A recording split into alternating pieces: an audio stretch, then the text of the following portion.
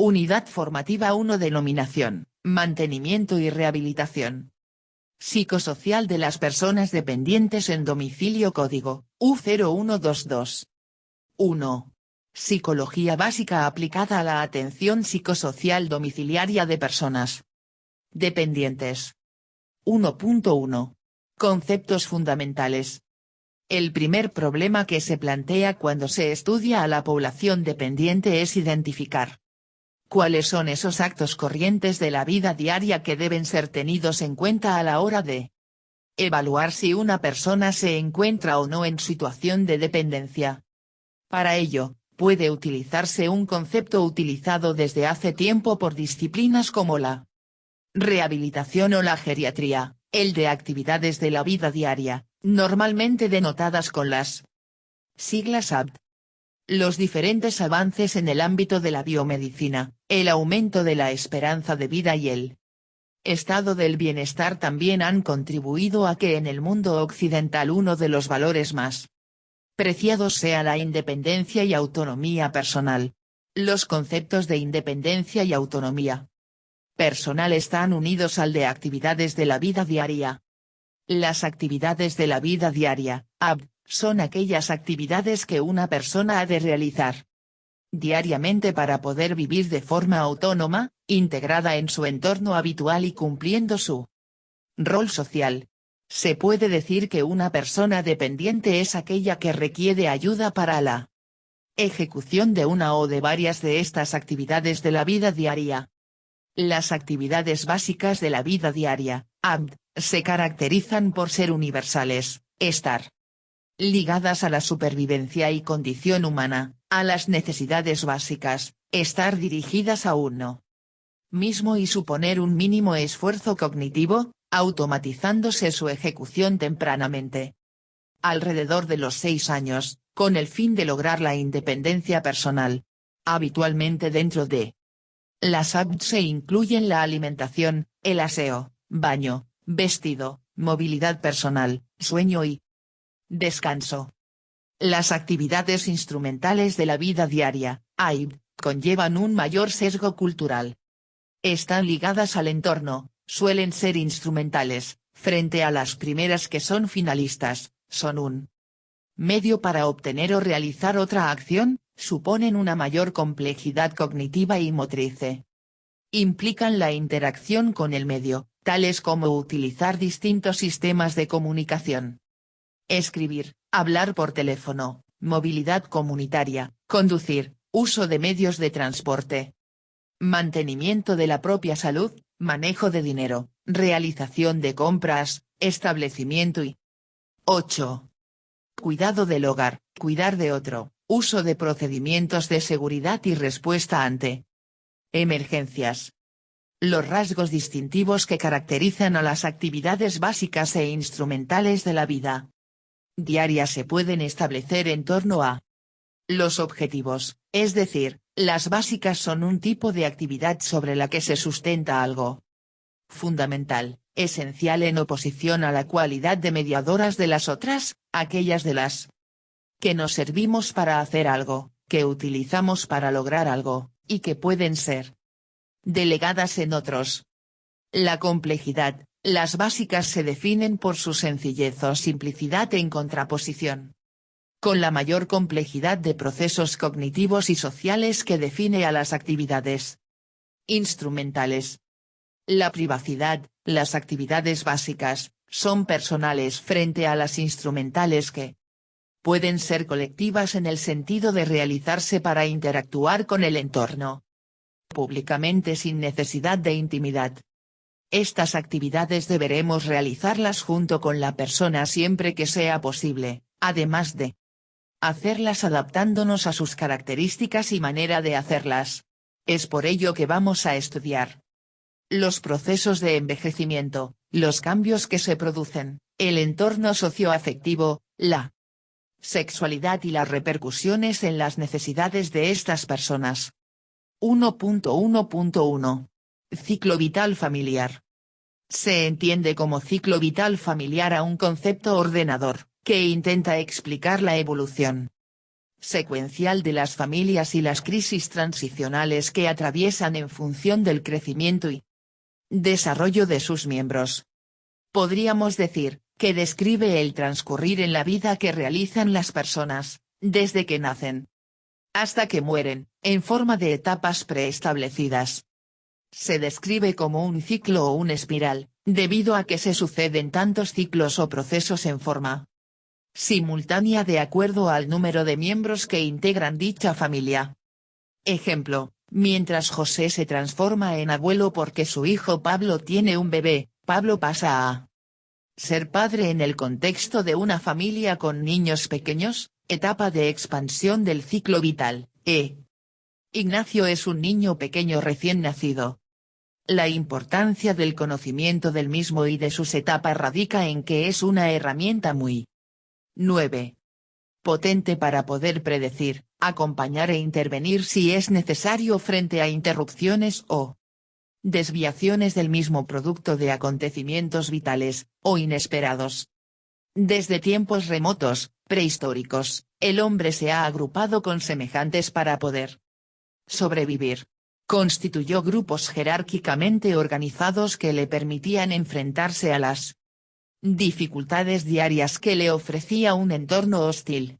Comenzó siendo nómada y recolector para transformarse en sedentario, establecerse en un determinado lugar geográfico y comenzar con actividades como la agricultura y la ganadería. Esto le permitió sentirse más seguro, complejizar las relaciones interpersonales y desarrollar una cultura que era propia para cada grupo. Esos grupos iniciales formados por un líder y sus hembras sufrieron modificaciones, se fueron complejizando y se transformaron en la forma actual de vivir en familia. Hoy en día la familia sigue siendo la unidad relacional básica de la sociedad. Para la OMS la familia es la unidad básica de la organización social y también la más accesible para efectuar intervenciones preventivas y terapéuticas. La salud de la familia va más allá de las condiciones físicas y mentales de sus miembros, brinda un entorno social para el desarrollo natural y la realización personal de todos los que forman parte de ella. La estructura de la familia a lo largo de la historia de la humanidad ha sufrido cambios continuos, influenciada por causas múltiples que van desde factores culturales, económicos, educacionales, políticos hasta incluso sanitarios. Por ejemplo, el cambio de una forma de vida nómada a sedentaria a partir de la agricultura, la revolución industrial, el cambio del rol de las mujeres en la sociedad, el descubrimiento de nuevas tecnologías en la industria farmacéutica y la medicina, la planificación familiar, la legalidad del matrimonio igualitario, la globalización, las redes virtuales, el cuidado de los recursos naturales, y otros cambios que han llevado la forma actual de vivir en familia. No existe un único modelo de familia o un único formato de familia, sino que existen familias nucleares clásicas, familias con un solo padre, monoparentales, o con padres de un mismo sexo, con hijos biológicos o adoptados, hombres y mujeres que se vuelven a casar, familias ensambladas. Familias que incluyen miembros de otras generaciones y parejas de un mismo sexo que adoptan hijos.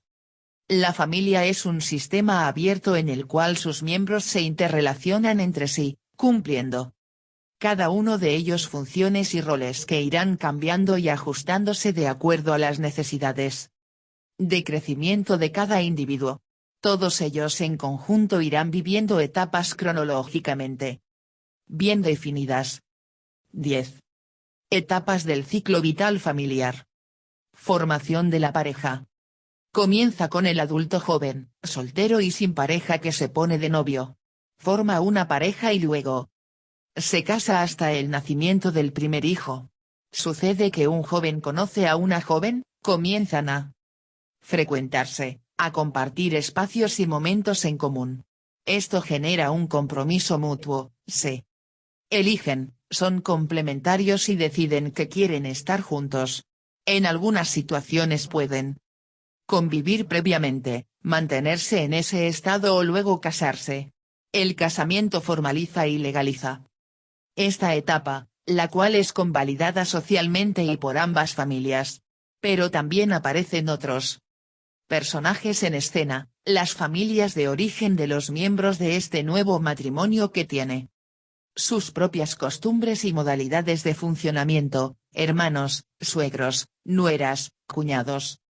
En esta etapa los miembros de la pareja deben negociar sus propias reglas, en cuanto a su intimidad, sexualidad, definir dónde y cómo vivir, espacios de recreación, economía del hogar, horarios laborales, de la actividad lúdica, actividad física, tiempos con amigos solos o compartidos, etc. Etapa de expansión. Comienza con la espera de los hijos hasta el inicio de la escolaridad. Ya nacido el niño, se produce el choque de culturas y modalidades de crianza de ambas familias de origen de los padres. La intromisión de los padres en la crianza, alimentación, lactancia, llanto del bebé, conocimiento de lo que es normal o no. Al inicio de la guardería, es frecuente en las familias actuales en las que ambos padres trabajan que se parentalice la relación con los abuelos, que son los encargados de llevarlos y traerlos a todos lados dado que los padres están trabajando. Etapa de consolidación. La entrada de un hijo a la escuela es presentarlo a la sociedad, es ponerlo en el juego de la vida en su contexto. Las desmedidas pretensiones de los padres, o sobre el rendimiento, el comportamiento, etc. en su vida, puede ser un foco de conflicto. Se construye una relación con los hijos en la cual progresivamente se le van dando libertades y se explora la adquisición de responsabilidades acordes a la edad de los pequeños. Ya en la adolescencia la confrontación y la búsqueda de modelos presenta nuevas hipótesis de conflictos. Los adolescentes por momentos se sienten adolescentes y por otros momentos niños, ambivalentes no saben bien dónde pararse. Es importante respetar la individualización del mismo para que pueda desarrollar su personalidad. También comienzan las aperturas a la sexualidad. 11. Etapa de apertura. La salida de los hijos del hogar, y la reacomodación de la pareja son las características determinantes de esta etapa. Los hijos abandonan el hogar porque se casan, se va a estudiar a otra ciudad, se van a vivir solos en pareja. Al final el nido vacío obliga a replantear el vínculo matrimonial y las prioridades. Este es un periodo en el cual las enfermedades crónicas hacen su aparición, como así también las enfermedades de los abuelos o la muerte de ellos son parte de esta etapa. Disolución. En esta etapa en la cual se van haciendo mayores, se muestran más vulnerables y es importante valorar el grado de funcionalidad y autonomía de las personas mayores, además de detección y tratamiento de enfermedades crónicas, diferenciar entre enfermedad y envejecimiento, acercarlos al concepto de la muerte y ayudarlos a incorporarla como parte de la vida y del ciclo vital, y acompañarlos en este proceso al igual que en la pérdida de su compañero. Coordinar el trabajo y articular redes de soporte institucionales para la atención de los usuarios /as y sus familias. Según el grado de adaptabilidad, una familia puede definirse como caótica, no hay figuras de autoridad, poca disciplina y escasa capacidad de resolver problemas, cambios permanentes de roles y pautas. Flexibles, en este tipo de familias hay figuras de autoridad democrática y cambiante. Buena capacidad de resolución de problemas, roles y reglas adaptables. Estructuradas, autoridad democrática pero generalmente estable, negociaciones estructuradas pero con capacidad de resolver problemas. Las reglas son más explícitas que implícitas con poca capacidad de cambio. Rígidas, predomina el autoritarismo, la negociación entre sus miembros es limitada o nula. Hay pobre resolución de problemas, roles rígidos y estereotipados, reglas rígidas y explícitas. 1.1.2. Conducta. Cuando hablamos de conducta, en general está referida a la manera de cómo el individuo se guía o se comporta en su vida. Con base a esto, se establece que la conducta humana es el conjunto de acciones que presenta el hombre a través de su existencia en la sociedad. El individuo nace dentro de una sociedad y en ella realiza todas sus actividades, las cuales implican acciones o comportamientos. 12. Existen conductas no observables directamente como la cognición y emoción, pero sí observables indirectamente, a través de la expresión corporal, reacciones fisiológicas, movimiento, palabra etc. La familia constituye el lugar idóneo para la formación primaria de la conducta del individuo. La conducta en general está referida a la manera de cómo el individuo se guía o se comporta en su vida. Al nacer, el hombre está dotado de una serie de conductas automáticas relacionadas con los instintos y actos reflejos.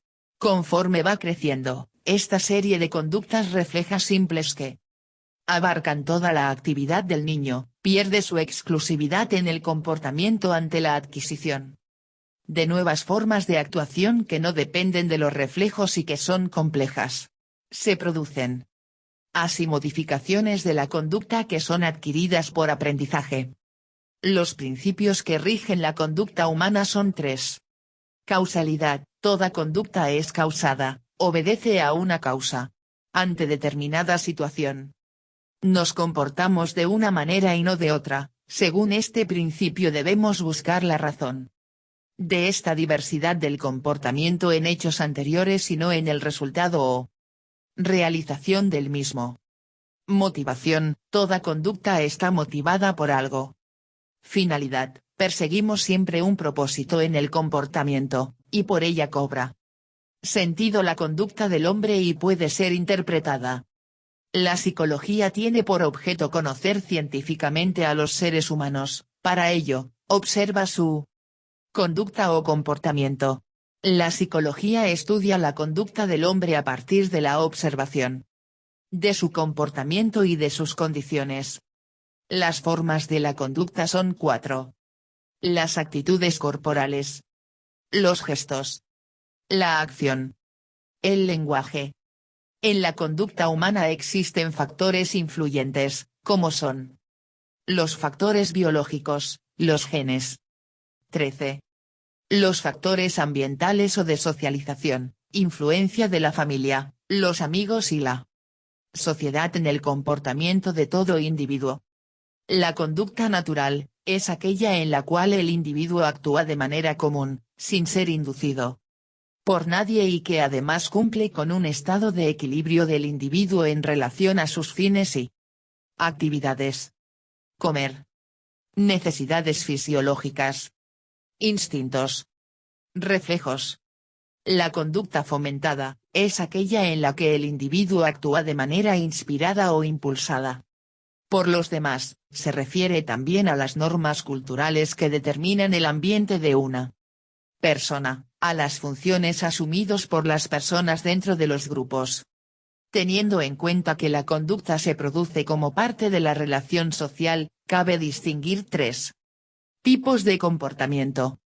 Pasivo: las necesidades de los demás se anteponen a las propias. No se defienden los derechos propios. Actitud sumisa. Agresivo: se anteponen las necesidades propias a las de los otros. No se tienen en cuenta los derechos de otras personas. Prevalecen los deseos personales. Actitud violenta, física y verbal. Asertivo: se defienden los derechos propios a la vez que los de los demás. Actitud conciliadora. 1.1.3. Procesos cognitivos. La palabra cognición corresponde a la etimología latina de los términos conocimiento y conocer. El significado de la palabra conocer es captar o tener la idea de una cosa, llegar a saber su naturaleza, cualidades y relaciones, mediante las facultades mentales. El término cognición es definido como los procesos mediante los cuales el input sensorial Estímulos que recibe el sistema nervioso del entorno interno o externo, incluye presión, gusto, sonido, luz, es transformado, reducido, elaborado, almacenado, recobrado o utilizado. Por lo tanto se entiende por cognición. 14. Conjunto de procesos mentales que tienen lugar entre la recepción de estímulos y la respuesta a estos. Funciones complejas que operan sobre las representaciones perceptivas o recobradas de la memoria a largo plazo. Procesos cognitivos. Procesos cognitivos básicos o simples, en un primer grupo, pueden incluirse los llamados procesos cognitivos simples o básicos. 1. Sensación, es el mecanismo de memoria inmediata cuya misión es preservar toda la información después de la existencia del estímulo, durante el tiempo suficiente para que puedan actuar los procesos pertinentes. Esto puede apreciarse por ejemplo en la persistencia del estímulo luego de pincharse un dedo. 2. Percepción, implica la captación de la información a través de nuestros sentidos y su posterior procesamiento para darle un significado. En el acto perceptivo influyen de manera simultánea dos factores, las características del estímulo y las del receptor. 3. Atención y concentración, es el aspecto activo y selectivo de la percepción, la cual supone la preparación y orientación del individuo para percibir una forma particular el estímulo. Etapa que varía desde el detenimiento hasta la fijación lograda por una señal. El individuo dirige y aumenta los esfuerzos para la observación. Cabeza y cuerpo se orientan hacia los objetos de la percepción y las manos y los dedos pueden hacer movimientos prensiles preparatorios. La atención a un estímulo, antes o después, hace que nuestra percepción sea selectiva. Algunas percepciones producen satisfacción y otra insatisfacción. Atendemos aquellos estímulos que nos interesan. 4. Memoria, es la capacidad de adquirir, almacenar y recuperar la información. Somos quienes somos gracias a lo que aprendemos y recordamos. Sin memoria no seríamos capaces de percibir, aprender o pensar, no podríamos expresar nuestras ideas y no tendríamos una identidad personal porque sin recuerdos sería imposible saber quiénes somos y nuestra vida perdería sentido. Hay 3 sistemas de memoria. Memoria sensorial, MS, se puede considerar parte de la percepción. Su duración es muy corta. Por ejemplo, el olor de un perfume. Memoria a corto plazo, MCP, de duración corta. Y capacidad limitada. Su 15. Información o se pierde o se procesa y pasa a un almacén más estable. Es la memoria que utilizamos por ejemplo cuando nos dicen un número de teléfono para recuperarlo justo en ese momento y poderlo marcar. Se llama también memoria de trabajo. Memoria a largo plazo, MLP, también llamada memoria remota. Su capacidad es casi ilimitada, la información aquí guardada permanece largo tiempo. Procesos cognitivos superiores o complejos. 1.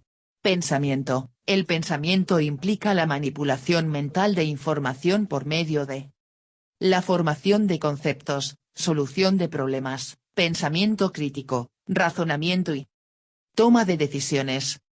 2. Lenguaje. El lenguaje es cualquier forma de comunicación, hablada, escrita o por signos, que se basa en un sistema de símbolos. 3. Inteligencia. La inteligencia no puede medirse en forma directa, puede evaluarse solo al estudiar los actos inteligentes que realizan las personas. La inteligencia se define como la capacidad para resolver problemas y la capacidad para adaptarse y aprender de la experiencia. 1.1.4. Motivación. Los psicólogos definen la motivación como la necesidad o el deseo que activa y dirige nuestro comportamiento, que lo dirige y subyace a toda tendencia por la supervivencia. Para alcanzar una meta, Las personas han de tener suficiente activación y energía, un objetivo claro, y la capacidad y disposición de emplear su energía durante un periodo de tiempo lo suficientemente largo para poder alcanzar su meta. Importancia de 3 tipos de factores, los biológicos, los aprendidos y los cognitivos, se mezclan en la motivación de la mayor parte de las conductas. La motivación está constituida por todos los factores capaces de provocar, mantener y dirigir la conducta hacia un objetivo determinado. Probablemente estemos en lo cierto al decir que la teoría más conocida de la motivación es la jerarquía de necesidades de Abraham Maslow. Él presenta la hipótesis de que dentro de todo ser humano existe una jerarquía de las siguientes 5 necesidades. Necesidades fisiológicas, son las más importantes: alimentarse, beber, respirar, dormir. 16. Solo cuando el individuo tiene satisfechas estas necesidades aparece la posibilidad de cubrir las necesidades de niveles superiores. Necesidades de seguridad, protección frente a amenazas de orden físico, económico y psicosocial. Necesidades sociales, necesidades de afecto y pertenencia a determinados grupos, donde los lazos afectivos son intensos, amistad, amor, vinculación a grupos sociales. Identificadores. La no satisfacción de las necesidades de este grupo origina numerosos desajustes psicológicos e incluso psicopatologías. Necesidades de estima, necesidades de prestigio y poder, de reconocimiento y estima por parte de otros, de reputación. Autorrealización, necesidad de realizar las propias potencialidades. 1.1.5 Emoción. Todos conocemos por experiencia propia qué son las emociones y la gran importancia que tienen en nuestras vidas. De hecho, los seres humanos solo podemos experimentar la vida emocionalmente. Se considera emoción la respuesta de todo organismo que implique una excitación fisiológica, conductas expresivas y una experiencia consciente. 17. En el ser humano, la experiencia de una emoción involucra un conjunto de cogniciones, actitudes y creencias sobre el mundo, que utiliza para valorar una situación concreta e influyen en el modo en el que se percibe dicha situación. Las emociones pueden ser emociones primarias, se consideran respuestas universales, fundamentalmente fisiológicas, biológicas y neurológicamente innatas. Ejemplo, el miedo, la ira, la depresión o la satisfacción. Emociones secundarias, pueden resultar de una combinación de las primarias, están muy condicionadas social y culturalmente. Ejemplo, la culpa, la vergüenza, el amor, el resentimiento, la decepción o la nostalgia. Habitualmente interpretamos las emociones de las personas interpretando sus expresiones corporales, su tono de voz y su rostro. Existen 6 categorías básicas de emociones: miedo, peligro, inseguridad, incertidumbre, sorpresa, sobresalto, asombro, desconcierto, aversión, disgusto, asco, ira, rabia, enojo, resentimiento, furia, irritabilidad, alegría, diversión, euforia, contentos, da bienestar y seguridad, tristeza, pena, soledad, pesimismo. 18. Si tenemos en cuenta esta finalidad adaptativa de las emociones, podríamos decir que tienen diferentes funciones. Miedo, tendemos hacia la protección. Sorpresa, ayuda a orientarnos frente a la nueva situación. Aversión, nos produce rechazo hacia aquello que tenemos delante. Ira, nos induce hacia la destrucción. Alegría, nos induce hacia la reproducción, deseamos reproducir aquel suceso que nos hace sentir bien. Tristeza, nos motiva hacia una nueva reintegración personal. Los humanos tenemos 42 músculos diferentes en la cara. Dependiendo de cómo los movemos, expresamos unas determinadas emociones u otras. Hay sonrisas diferentes, que expresan diferentes grados de alegrías. Esto nos ayuda a expresar lo que sentimos, que en numerosas ocasiones nos es difícil explicar con palabras. Es otra manera de comunicarnos socialmente y de sentirnos integrados en un grupo social. Las diferentes expresiones faciales son internacionales. Dentro de diferentes culturas hay un lenguaje similar. Podemos observar cómo en los niños ciegos o sordos, cuando experimentan las emociones, lo demuestran de forma muy parecida a las demás personas, tienen la misma expresión facial. Posiblemente existan unas bases genéticas, hereditarias, ya que un niño que no ve no puede imitar las expresiones faciales de los demás. Las emociones poseen unos componentes 1. Conductuales particulares, que son la manera en que éstas se muestran externamente. Son en cierta medida controlables, basados en el aprendizaje familiar y cultural de cada grupo. Expresiones faciales. Acciones y gestos. Distancia entre personas. Componentes no lingüísticos de la expresión verbal, comunicación no verbal. 2. Fisiológicos e involuntarios, iguales para todos. Temblor. 19. Sonrojarse.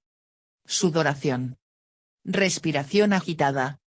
Dilatación pupilar. Aumento del ritmo cardíaco. 1.2. Proceso de envejecimiento. 1.2.1. Cambios biopsicosociales. Se sabe que el envejecimiento se debe, en gran parte, a las características genéticas del ser humano y a las de cada individuo. Sin embargo, el envejecimiento se ve influido por el medio ambiente y por el estilo de vida según el cual cada persona hace uso, abuso y desuso de sus capacidades, ya sean físicas, psíquicas o sociales, de modo totalmente peculiar, dando como resultado una personalísima forma de envejecer. Estos factores son los factores intrínsecos, del interior de la persona, obedecen al proceder de causas genéticas, y ejercen influencias en los procesos que determinan la duración de la vida.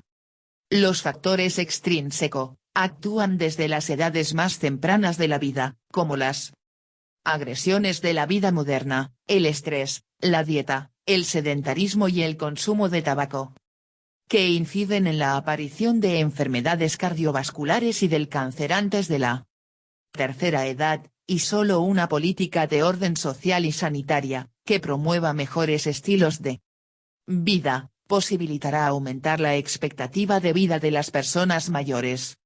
Podemos decir que el envejecimiento es un fenómeno universal progresivo, y este proceso se evidencia en la esfera biológica, psicológica, intelectual y social. Biológica, se producen cambios a escala celular, molecular, en órganos y tejidos. Así mismo ocurre en cambios bioquímicos que afectan las capacidades de adaptación, recuperación y defensa del organismo. Observamos cambios biológicos progresivos a nivel estético, en todos los órganos y sistemas, en los órganos de los sentidos, en los sistemas neuromuscular, neuroendocrino y conjuntivo. Aparecen problemas de salud física tales como mayor frecuencia de enfermedades crónicas, hipertensión arterial, diabetes mellitus, etc. Con tendencia a la disfunción y la discapacidad, presencia frecuente de más de una patología, alteraciones en la locomoción por la aparición de las osteoartrosis, enfermedades descompensadas por los mismos estilos de vida inadecuados, como las adicciones y la 20. Polifarmacia, afecciones por infecciones, procesos neoplásicos y degenerativos. Psicológica, dentro de esta se incluyen las formas en que percibimos la realidad, las relaciones con uno mismo y con los demás, donde la integración de todos estos elementos en una personalidad única e integral, condiciona la forma de reaccionar desde su estructura y a partir de sus componentes cognoscitivos, afectivos y volitivos, existe una alta prevalencia de alteraciones en la forma de pensar, sentir y actuar que pueden afectar la vida de la persona mayor. Intelectual, comienzan a deteriorarse la atención y la concentración, se inician fallos en la memoria, y se dificulta o atenúa la velocidad de reacción. En las personas mayores ocurren quejas frecuentes en la práctica diaria como, olvidos de acciones cotidianas, al realizar algo.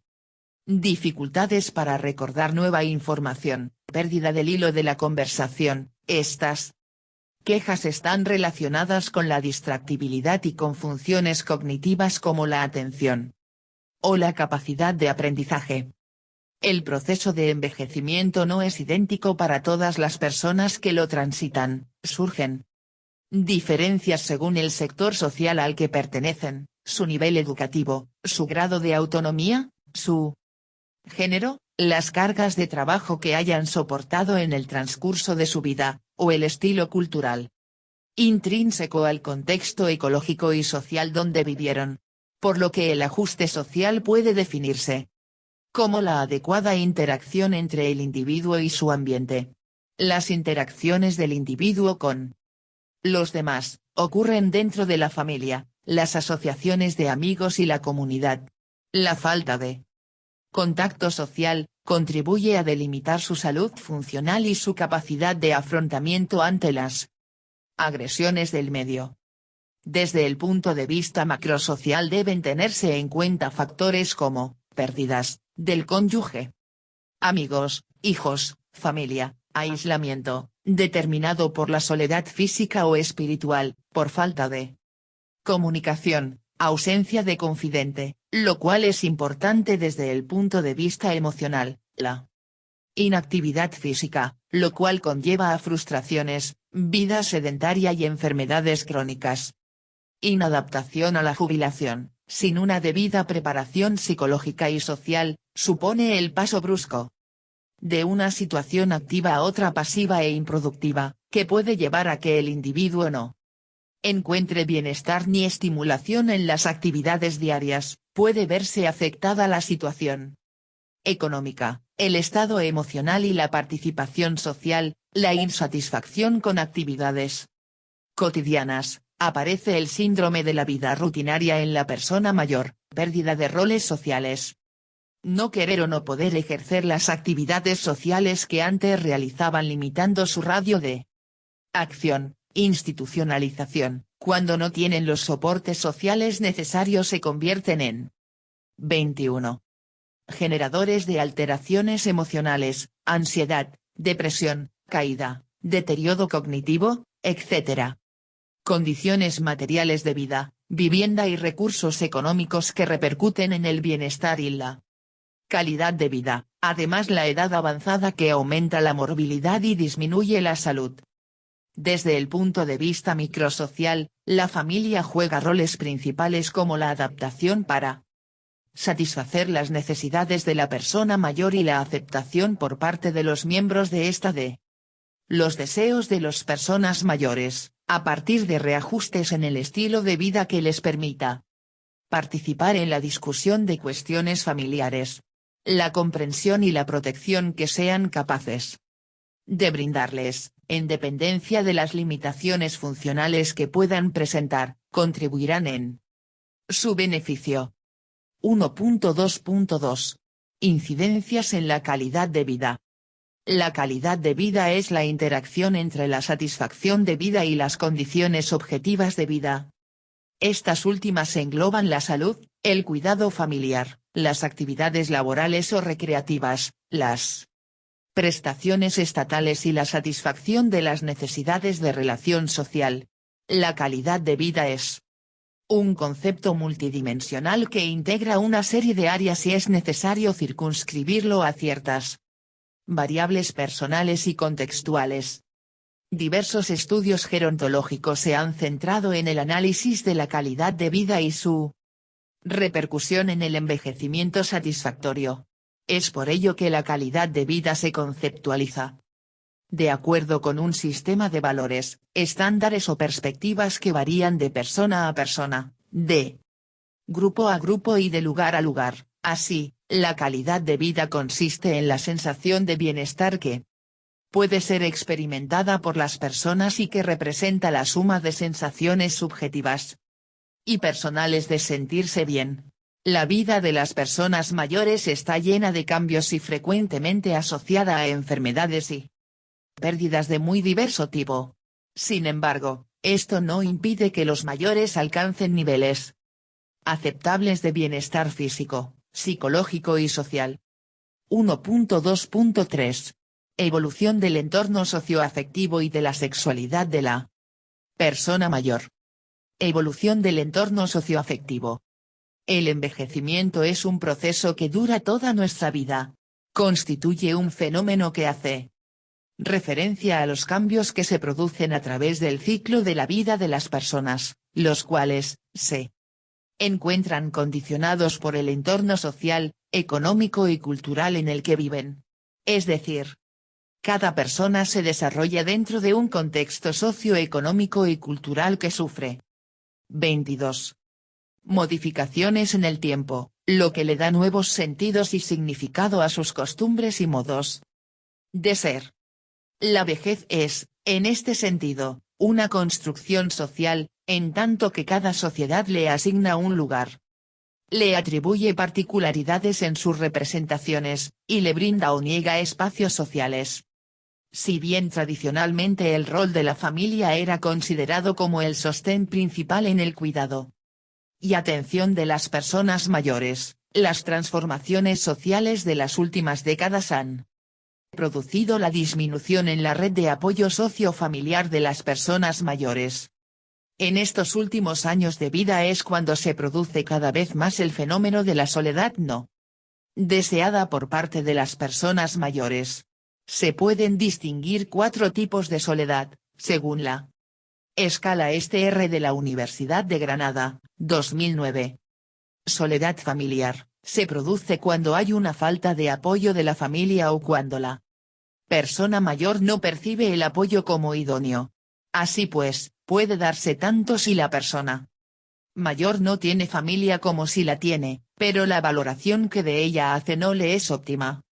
Soledad conyugal, se da cuando hay una ausencia de sentimiento de amor en la pareja, ya sea porque la relación no es adecuada, ya sea porque se ha producido la pérdida de la pareja. Este último hecho se convierte en un momento vital de mucha importancia en la etapa final de la vida, debido al impacto emocional que supone y la gran dificultad de vivir con la ausencia del ser querido. Soledad social, se produce cuando hay carencias en las interacciones de las relaciones sociales de la persona mayor. A menudo pueden producirse reacciones de retraimiento por parte de las personas mayores que son consecuencia de sus valoraciones. Crisis existencial, proviene de un conflicto en la autopercepción de la persona. Cuando la persona mayor piensa o siente que no vale la pena seguir viviendo o que no encuentra el sentido para ello. Se da con frecuencia tras producirse una pérdida importante, bien de autonomía o de salud, o bien la pérdida de un ser querido. Frente a esta situación emergente surge la necesidad de generar y promover nuevas redes de contención social que brinden sostén a las personas mayores. La figura del auxiliar de ayuda a domicilio se constituirá como una red de apoyo social de la persona mayor a fin de evitar su institucionalización y propiciando un entorno favorable. 23. Sexualidad de la persona mayor. La Organización Mundial de la Salud, OMS, considera el placer sexual como un derecho humano básico. Según la OMS, la salud sexual es la integración de los elementos somáticos, emocionales, intelectuales y sociales del ser sexual, por medios que sean positivamente enriquecedores y que potencien la personalidad, la comunicación y el amor. Se define como salud sexual geriátrica la expresión psicológica de emociones y compromisos que requiere la mayor cantidad y calidad de comunicación entre compañeros en una relación de confianza, amor, compartir y placer, con o sin coito. Maslow. Es así como en la vejez el concepto de la sexualidad se basa principalmente en la calidad de la relación integrando componentes tales como personalidad, intimidad, género, pensamientos, sentimientos, intereses y valores. Desde este punto de vista cabe mencionar la importancia que adquiere entonces la educación sexual y afectiva a lo largo del desarrollo humano, como pilar fundamental en el desempeño de la sexualidad. La sexualidad en la vejez continúa siendo un tabú. Esto responde al hecho de haber considerado que está vinculada a la reproducción, en la que niños y ancianos no forman parte. La sexualidad de los adultos mayores es objeto de variados prejuicios. Se piensa que los adultos mayores pierden todo el interés sexual cuando envejecen o que ellos son pervertidos y continúan teniendo relaciones sexuales. La realidad es que el potencial sexual puede permanecer hasta la muerte aun cuando sea alterado por los cambios propios del envejecimiento. La sexualidad puede verse disminuida durante la vejez debido al gran desconocimiento y la desinformación que existe sobre el envejecimiento en general y la sexualidad en particular. Por ello, es imprescindible que tanto los mayores como la sociedad en general, reciban la formación adecuada que les permita romper con los prejuicios y tabúes que giran en torno a este aspecto y les permita un pleno disfrute de la sexualidad en todas y cada una de las etapas de la vida, incluyendo la vejez. Debemos partir de un cambio en la actitud y disposición. Debemos ser conscientes de todos los tópicos que acompañan a la vejez y sacudirnos las falsas creencias que giran en torno a los mayores. Para ello, debemos fomentar de cara a este colectivo determinadas actitudes que nos ayudarán a acercarnos a la realidad de la persona mayor. 24. Empatía, escucha activa, paciencia, acompañamiento durante el proceso de pérdidas. Aceptación incondicional. Educación e información acerca de los cambios típicos del envejecimiento desde un enfoque multidisciplinar. 1.2.4. Necesidades especiales de atención y apoyo integral. Las personas mayores dependientes merecen ser tratadas con consideración y respeto y siempre desde el reconocimiento de sus derechos y de su dignidad. El enfoque que creemos más adecuado es el de una atención integral, que tenga en cuenta el bienestar físico y emocional, respete y apoye preferencias y decisiones en relación con la vida cotidiana y trabaje la autonomía e independencia de las personas mayores por medio de entornos físicos y sociales facilitadores. La valoración integral y la elaboración de planes de atención constituyen la base de la atención de personas en situación de dependencia y la atención personalizada integral debe ser el principio en el que se apoye la actuación de los servicios para las personas mayores dependientes. Pilar Rodríguez define la atención integral desde el modelo de atención centrado en la persona del siguiente modo. La atención integral centrada en la persona es la que se dirige a la consecución de mejoras en todos los ámbitos de la calidad de vida y el bienestar de la persona, partiendo del respeto pleno a su dignidad y derechos, de sus intereses y preferencias y contando con su participación efectiva. El trabajo en equipo es el pilar básico donde debe fundamentarse la atención integral, donde los distintos profesionales pueden tomar parte activa e interaccionar entre sí para la consecución de los objetivos. El equipo tiene el importante cometido de diseñar las estrategias metodológicas oportunas, que permitan, además de proporcionar a la persona usuaria un entorno terapéutico, hacer significativo y gratificante el día a día. El auxiliar de ayuda a domicilio desempeña un papel importante como referente de confianza y apoyo emocional de la persona usuaria o. Por ello debe ser una persona empática, que sepa mostrarse cercana. Para elaborar un plan eficaz, el equipo debe tener en cuenta los siguientes aspectos. 25. Valorar el estado de salud psicofísico, funcional y social así como los problemas de salud que se presenten. Identificar y modificar, en lo posible, los factores de riesgo Mejorar la independencia, salud y supervivencia de las personas usuarias mediante 1. La prevención y tratamiento de las enfermedades. 2. El diseño de planes interdisciplinares de cuidados, mejora de la funcionalidad y de rehabilitación. Definir las estrategias e intervenciones con respecto a la persona usuaria, su familia y sus redes sociales de apoyo. Concretar las atenciones especiales que precisa. Proyecto de vida de cada persona que incluye sus deseos y preferencias hasta donde sea posible tenerlos en cuenta. 1.2.5. Calidad de vida, apoyo y autodeterminación en la persona mayor. Para comprender cómo se puede ayudar a desarrollar la autodeterminación en personas que tienen graves o muy graves limitaciones en sus capacidades, es necesario clarificar los siguientes aspectos relacionados con el concepto de autodeterminación y su ejercicio en el ámbito público y en el ámbito privado. Utilizamos el término autodeterminación para referirnos a dos realidades diferentes. Autodeterminación como capacidad, se refiere a un conjunto de habilidades que tienen las personas para hacer elecciones, tomar decisiones, responsabilizarse de las mismas, etc.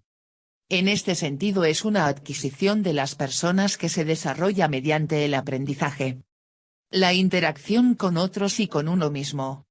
Autodeterminación como derecho, consiste en la garantía real para las personas, al margen de sus capacidades, de tener un proyecto vital, basado en su individualidad de identidad y ejercer control sobre el mismo.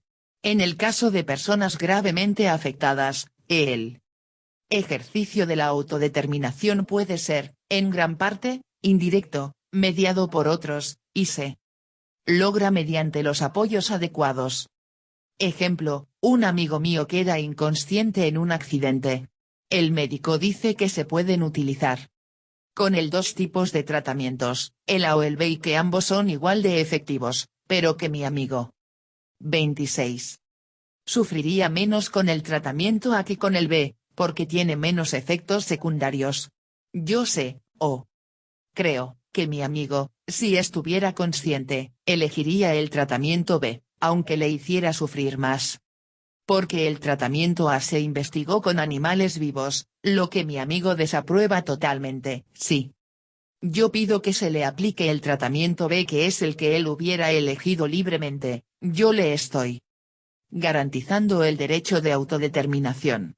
Pero si se toma la decisión de aplicar el tratamiento A, en contra de lo que creemos que él elegiría, estaríamos trabajando por su bienestar físico.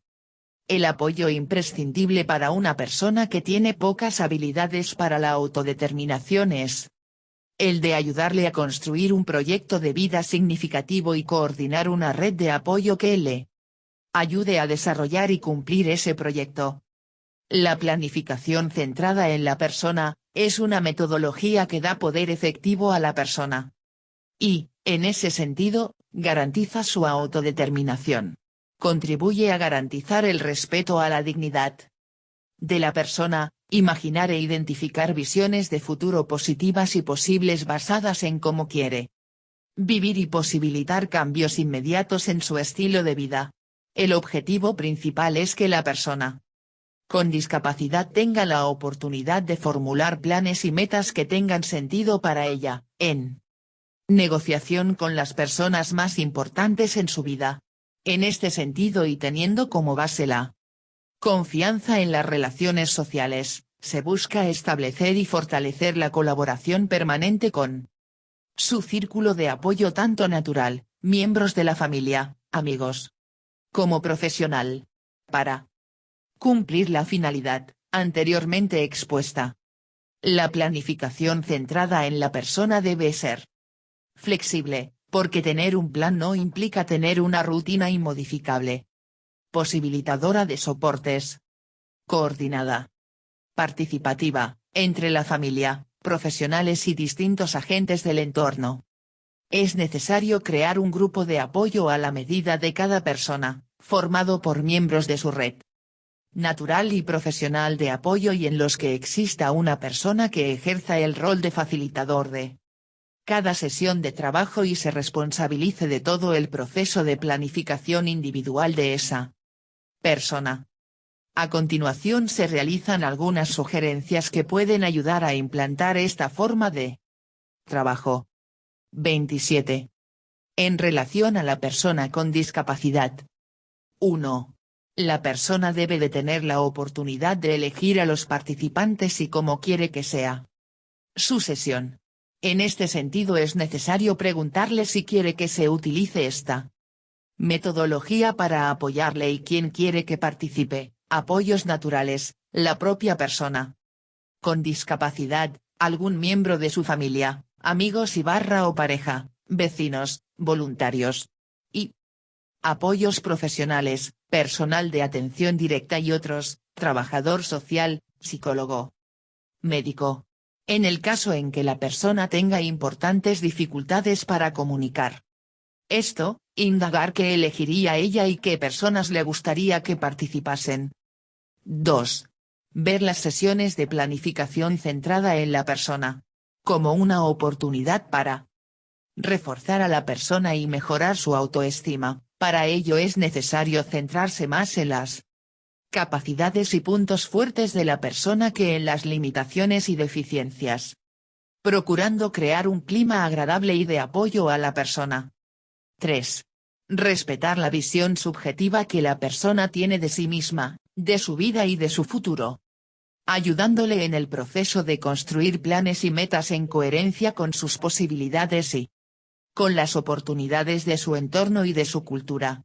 Y en el caso de tener grave dificultad para comunicar sus planes, garantizar que la persona tenga el poder efectivo en la toma de decisiones que ella no puede ejercer, aunque el control resida en un equipo donde hay gente que le aprecia y le apoya.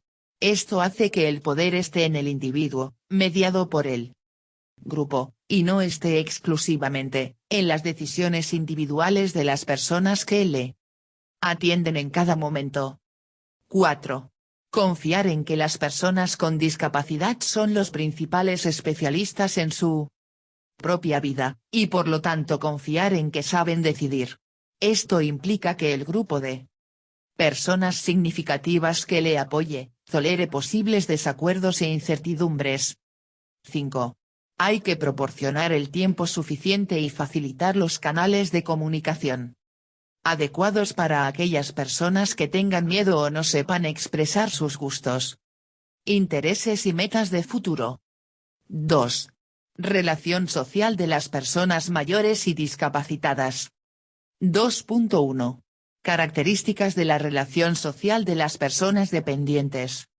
Las relaciones sociales son el conjunto de interacciones que mantiene un individuo con otras personas o grupos de personas, los lazos que se establecen en esas interacciones y el tipo de interacciones dependiendo del ambiente en el que tienen lugar, desempeñan un papel esencial en el 28. Desarrollo integral de la persona. Si estas relaciones son satisfactorias, suponen una fuente importante de refuerzos sociales que facilitan la integración y la adaptación a la sociedad. Por el contrario, la carencia de determinadas habilidades sociales puede provocar rechazo, aislamiento, y, en consecuencia, limitaciones a la calidad de vida. Las personas dependientes debido a la situación que viven tienden a manifestar una actitud cerrada, poco social, en parte debido a la negación, frustración o miedo, con las personas que les rodean y, sobre todo con las personas que les ayudan y apoyan. Pueden aislarse en su propio domicilio, lo que afecta tanto a la frecuencia de sus relaciones interpersonales, como a la manera y habilidades para relacionarse con los demás. Nosotros como profesionales deberemos observar las dificultades y desarrollar estrategias para evitar la pérdida de relaciones del usuario y favorecer la creación de nuevos lazos. Las relaciones sociales en las personas mayores están determinadas por el estilo de vida, por las relaciones primarias, familiares y amigos, menor motivación para mantener relaciones nuevas. Necesidad de afrontamiento de pérdida de seres queridos o cambio de roles. Las relaciones sociales en las personas con discapacidad muestran inseguridad sobre todo cuando son discapacidades adquiridas. Carencias de habilidades sociales por dificultades intelectuales. Escasez de interacciones. Sobreprotección del entorno. Suelen utilizar la discapacidad para manipular la interacción con los otros intentando dar pena. Compasión. Las relaciones sociales en la enfermedad mental. Disminución de las redes sociales. Escasa motivación para establecer nuevas relaciones. Interés centrado en ellas mismas. Tendencia al aislamiento. Sentimientos de ansiedad, tristeza, irritabilidad ante las relaciones sociales. 29. 2.2. Habilidades sociales fundamentales. Podemos definir las habilidades sociales como un conjunto de conductas emitidas por un individuo en un contexto interpersonal, donde el sujeto expresa los sentimientos, actitudes, deseos, opiniones o derechos de un modo adecuado a la situación, respetando esas actitudes en los demás y que, generalmente, resuelve los problemas inmediatos de la situación mientras minimiza la posibilidad de futuros problemas. Las habilidades sociales se adquieren a través del aprendizaje donde confluyen dos factores, el genético y el ambiente. Los factores genéticos intervienen en la configuración del carácter y la personalidad. El ambiente es el conjunto de circunstancias que rodean a la persona, familia, contexto, estrato social, cultura. La conducta humana está influida y determinada por el ambiente. Lo que ocurre antes y después de una conducta va configurando la manera de comportarse y la forma de ser del individuo. Durante la primera infancia la familia y la escuela son el ambiente más cercano al niño. Con el entrenamiento en habilidades sociales, se intenta directa y sistemáticamente enseñar estrategias y habilidades interpersonales a los individuos, con la intención de mejorar su competencia interpersonal en clases específicas de situaciones sociales. El entrenamiento en habilidades sociales implica 1. Reducción de la ansiedad, en situaciones sociales problemáticas. Normalmente, esta disminución se consigue de forma indirecta, es decir, llevando a cabo la nueva conducta más adaptativa que, supuestamente, es incompatible con la respuesta de ansiedad. Si el nivel de ansiedad es muy elevado, se puede emplear una técnica de relajación. 2. Reestructuración cognitiva, se intentan modificar valores, creencias, cogniciones o actitudes del sujeto. Tiene lugar con frecuencia de manera indirecta, es decir, la adquisición de nuevas conductas modifica, a más largo plazo, las cogniciones del sujeto. 3. Entrenamiento en solución de problemas. Todas las habilidades sociales se pueden trabajar con todos los tipos de colectivos, pero según las características de estos, hay que hacer más hincapié en alguna habilidad en concreto.